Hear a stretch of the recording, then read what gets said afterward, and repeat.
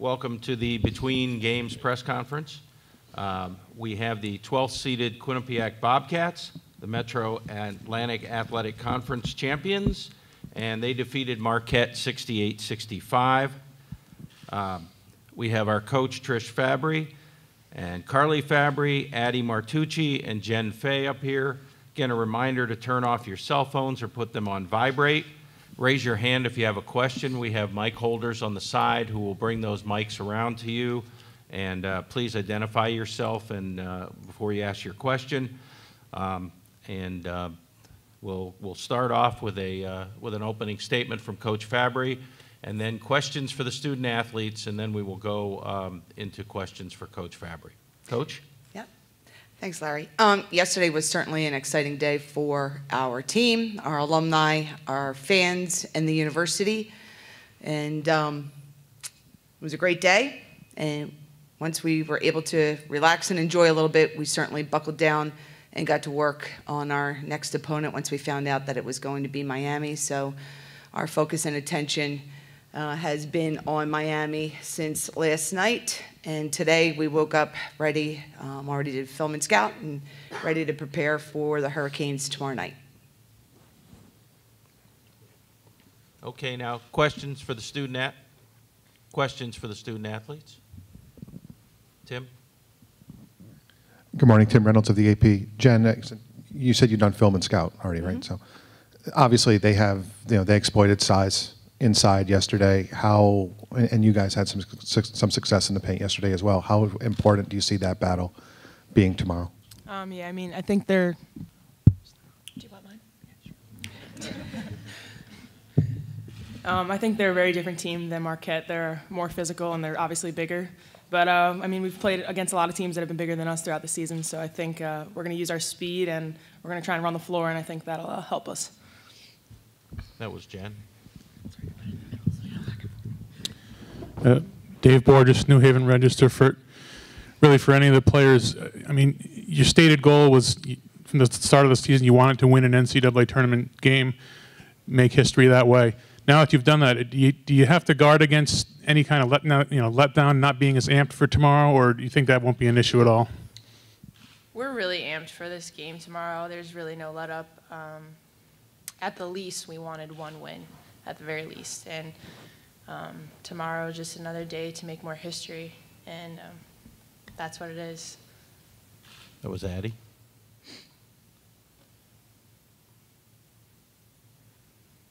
Questions?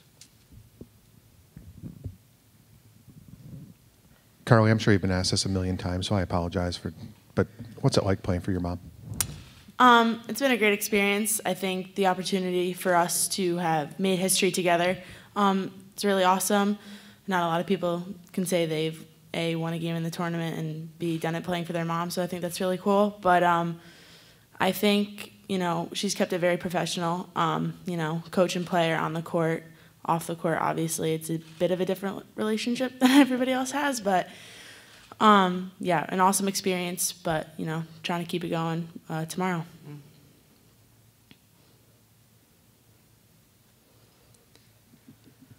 Questions for the student athletes? Another one for Addie. Miami does make some threes. They didn't show it yesterday, obviously, but they can shoot threes. Their guards were kind of kept in check all game. Do you sort of expect more of a bounce back from them tomorrow? I mean, I guess when you saw their tapes, just sort of what jumped out about their guard play? I expect them to come out with everything. We're just ready to defend whatever they have, whatever they're going to throw at us. We expect the best game from the guards post that they'll ever play. That was Addie. I guess for Jen, you guys obviously pulled off the upset yesterday, and Florida Gulf Coast gave Miami quite a scare. Do you see overall a little more parity in the women's game these days? I mean, I think it's awesome because, I mean, night in and night out, any team can beat anybody, and that kind of showed. So Florida Gulf Coast was really close, and they're both great teams, so I think it was just a great game to watch, and it was a lot of fun. Maury Hirsch-Gordon, Q30 Television. For any of the players, what was the feeling like when you woke up this morning? Did you have to kind of pinch yourself and say, hey, we're going out to play on Monday night for a chance to play in the Sweet 16? I I think we all knew this was a very attainable goal. Obviously, waking up, still in Miami, it's an awesome feeling, but we also have the opportunity to get to a Sweet 16. So as much as it may seem, a little dreamlike, we have to focus in. This is a very real goal that we can attain as well on Monday, but we are enjoying the experience, but also having that, mentality that this is also a business trip for us. That was Carly. And one more. How do you guys balance kind of focusing on yourselves rather than kind of the opponent, which kind of takes precedence? All season long, we've been focusing on ourselves. All that matters is us being our best all the time, and that's the reason I think we've been so successful, is not really worrying about our opponent. Well, knowing our scout, but definitely focusing on being the best version of us every day. That was Addie. Questions for both coach and student athletes? You probably got a sense this was coming from what I asked your daughter, but what's it like coaching Carly? What's that experience been like for you? It's been, I've been so fortunate to have coached as long as I have, and have had so many incredible young ladies come through the doors at Quinnipiac. Having your own daughter share in that experience is just added to really putting the cherry on top for me. I sit up here with Jen Fay, Adelie Martucci, and Carly Fabry, and every lady that's down here with me, and for 22 years that I've coached, has been a part of this experience and has helped us achieve what we've achieved this weekend. And every single one of those young ladies has been a privilege to coach. But to share this moment with your daughter is pretty awesome. But to share it with Adelie and Jen and this team, it's history, and it's hard to put into words. But it's certainly, it's nice. It's really nice. Hi, Tricia. Christy Chirinos from the Sun Sentinel. Late last night, we find out that it's a 9 o'clock start. I mean, what is the challenge of that? Do you want them to get the extra rest? Is it thinking about it all day? How do you manage one of those where you got to wait all day to play this game? Yeah, that's a great question. First of all, it was actually really exciting because to me, Monday night at 9 o'clock kind of seems like it's the big Monday. So certainly prime time and where we want to be. Two, the time and the start, with it being a long day, looking at the water in Miami, not a bad spot to be. The third component, the rest, I think is really, really important with the pace, the physicality of the game of yesterday, and at the point where you are in the season, the time, the recovery, and the ability to relax right now with the quick turnaround, even with this morning, the press conference, the film and scout. I think that's all really key. So I don't think we're going to mind the 9 o'clock start at all. I think that time is really going to help us. I know Allie tweeted congratulations to you guys after the game yesterday. And I'm sure there were a couple others from the MAC as well. Just what's that mean that you spend 4 months trying to smash each other's heads in, of course, and now, but there did seem to be a lot of pride from the MAC yesterday. I have barely touched my phone in looking, with everybody just reaching out, but from the administration, the administrators of the MAC, and my colleagues in the MAC, the support that we received was overwhelming from everybody on the thread. And really, that is what I have found to be truly unique in my experience coaching in the MAC, is the camaraderie amongst the coaches. And that is what I truly value coaching in the MAC.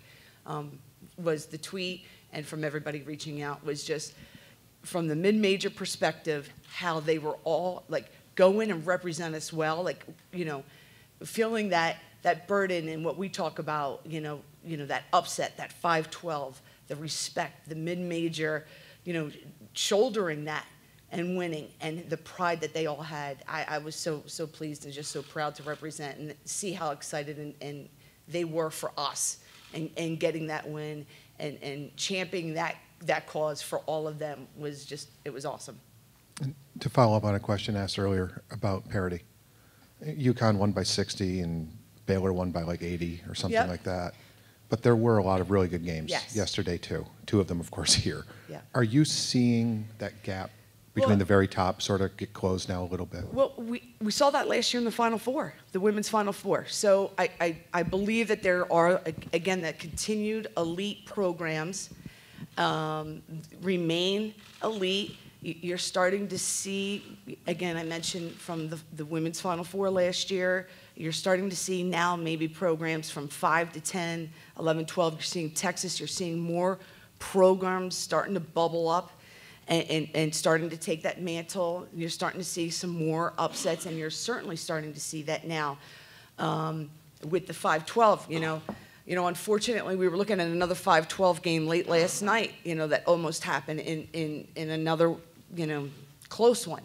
It's happening. It's starting. The pendulum is starting to slowly happen, and the more we can see the results in this tournament as it's slowly starting to shift, the better it's going to be.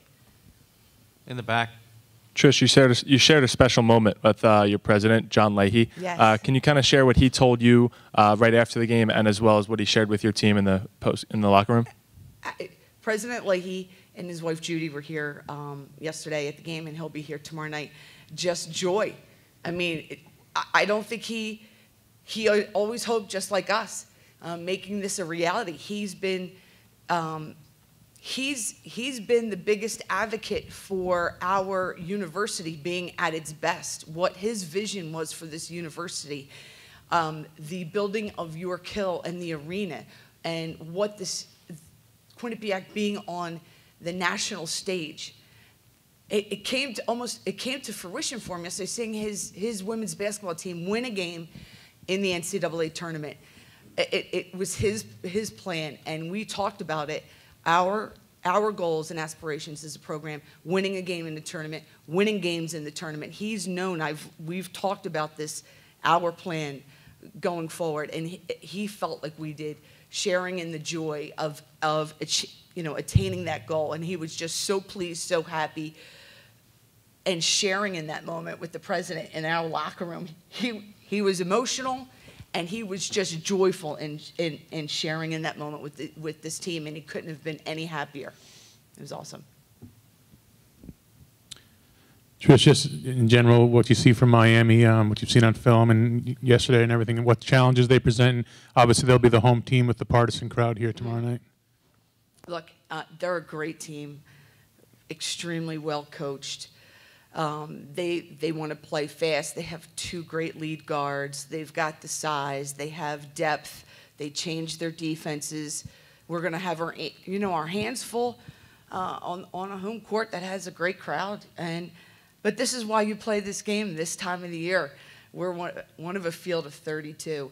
I firmly believe that our experience going out to Vegas, seeing 3 games in 3 days, playing a New Mexico State team that gave Stanford all they could handle, us playing and beating Long Beach State that we know went wire to wire with Oregon State, our experience against Oregon State, seeing all those different style of teams in 3 days has completely prepared us for the season that we had and the game and the weekend that we're having. So I fully expect that we're going to be prepared. We're going to be ready for the moment again with Miami. It's not going to make it any easier. There's a lot of challenges. They're talented. They play so hard. They play really well. We certainly have our work cut out for us. We're going to be ready to play, have a plan, go out and execute, and certainly leave it all out on the floor for 40-plus minutes, because we know it's this game tomorrow night that's standing between us and a Sweet 16. Any other questions? If not, that will conclude the press conference. The